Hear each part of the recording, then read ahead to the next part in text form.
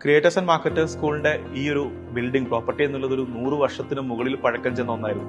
അതുകൊണ്ട് തന്നെ നമ്മൾ പ്ലാൻ ചെയ്യുന്ന രീതിയിലുള്ള ഒരു ഇന്റീരിയർ വർക്ക് ചെയ്തെടുക്കാനുള്ള ഒരു വെൻഡേഴ്സിനെ കണ്ടെത്തുക എന്നുള്ളത് തന്നെ ശ്രമകരമായിട്ടുള്ള ഒന്നായിരുന്നു. ഒന്ന്, ആ കണ്ടെത്തുന്ന ടീമിന് അതിനനുസരിച്ചൊരു കപ്പാസിറ്റി വേണം. നമ്മുടെ ഒരു സ്വപ്നത്തോട് കൂടെ നിന്ന് വർക്ക് ചെയ്യാൻ പറ്റുന്ന ഒരു ടീം ഉണ്ടായിരിക്കണം, ലീഡർഷിപ്പ് ഉണ്ടായിരിക്കണം. ഞങ്ങൾ ഇതെല്ലാം കണ്ടെത്തിയിട്ടുള്ളത് ഒഗ്ലി ഇന്റീരിയേഴ്സിലായിരുന്നു. ഇതിന്റെ ഫ്ലോറിംഗ്, ടൈൽ വർക്ക് മുതൽ പെയിന്റിംഗ് അവസാനം വരെയുള്ള ജോലിയിൽ ഏറ്റവും കൂടുതൽ സമയം, ഏറ്റവും കൂടുതൽ ലേബേഴ്സ്, ഏറ്റവും കൂടുതൽ ആളുകൾ വർക്ക് ചെയ്തിട്ടുള്ളത് ഒഗ്ലിന്റെ ടീമായിരുന്നു. മൻസൂർക്കയും പ്രശോഭ് ഭട്ടനും അങ്ങനെ തുടങ്ങിയിട്ടുള്ള ഒരു വലിയ ടീം രാവിലെ 7 മണി മുതൽ അവരുടെ ഒരു വർക്ക് സ്റ്റാർട്ട് ചെയ്യും. പിന്നീട് അങ്ങോട്ട് ഞങ്ങൾ ഏൽപ്പിച്ചിട്ടുള്ള അല്ലെങ്കിൽ ഞങ്ങൾ പ്ലാൻ ചെയ്തിട്ടുള്ള ഓരോ കാര്യങ്ങളും ഏറ്റവും ഭംഗിയായി ചെയ്യുന്നതിന് വേണ്ടിയിട്ട് ഞങ്ങളുടെ കൂടെ നിന്നു എന്നുള്ളതാണ്. പലപ്പോഴും ടെക്നിക്കലി കോംപ്ലിക്കേറ്റഡ് ആയിട്ടുള്ള പല കാര്യങ്ങളും വരും.